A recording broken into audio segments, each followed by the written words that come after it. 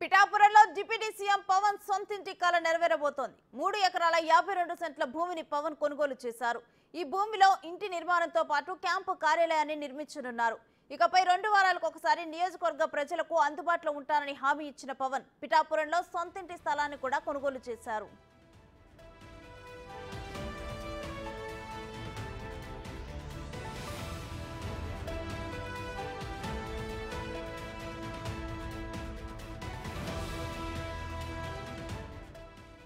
రెండు డాక్యుమెంట్లుగా ఈ భూమిని రిజిస్టర్ చేశారు. మొదటి డాక్యుమెంట్ లో 1.44 ఎకరాల భూమి ఉండగా రెండో డాక్యుమెంట్ లో 2.08 ఎకరాల భూమిని రిజిస్ట్రేషన్ అయింది.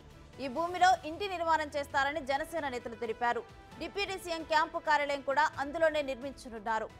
హెలికాప్టర్ దిగటానికి హెలీప్యాడ్ నిమిత్తం కొంత భూమిని కేటాయిస్తారు. అలాగే కార్యకర్తల సమావేశానికి ఒక పెద్ద హాల్ కూడా నిర్మించేందుకు నిర్ణయించారు.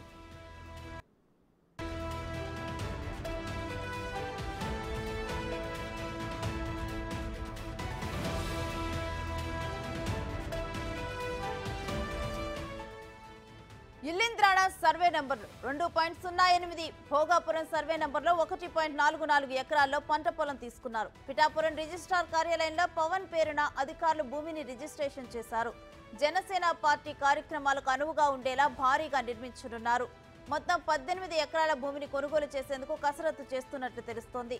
తొలి దశలో 3.52 ఎకరాలను జనసేన కాకినాడ నేత లీగల్ అడ్వైజర్ తోట సుధీర్ రిప్రజెంటేటివ్ గా భూమి కొనుగోలు చేశారు.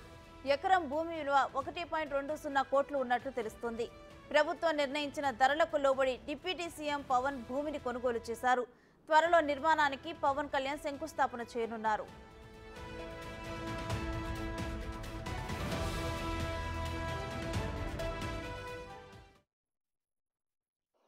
ఇక్కడ కళ్యాణ్ బాబు గారు స్థలం కొనుక్కున్నారంటండి. ఆ కొనుక్కోవడం వల్ల మాకు చాలా సంతోషంగా ఉందండి. ఇది పల్లం మునిగిపోతుంది బాబు.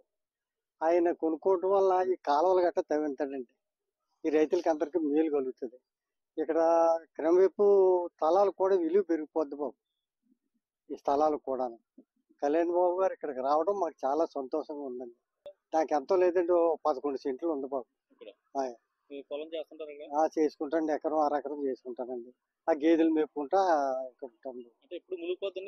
ఎప్పుడు ములగదండి. బాగా వరదలు వచ్చి ప్రాజెక్ట్ బల్ల ఎగ్గొడేస్తే మునిగిపోద్ది బాబు.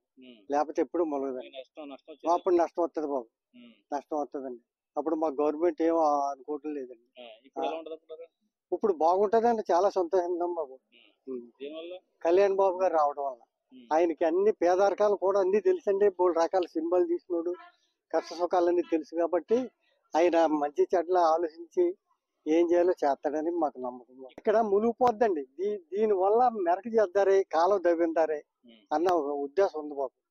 ఉద్దేశం మీద కొన్నారనుకుంటున్నాను. అధికారులు బాగా పనిచేస్తారండి. అధికారులు బాగా పనిచేస్తారో మాకు కూడా బాగా మేలు కలుగుతుంది. రైతులు చాలా సంతోషంగా ఉన్నారు బాబు. కళ్యాణ్ బాబు రావడం వల్ల చాలా సంతోషంగా ఉన్నారు. రైతులకి అందరికీ మేలు.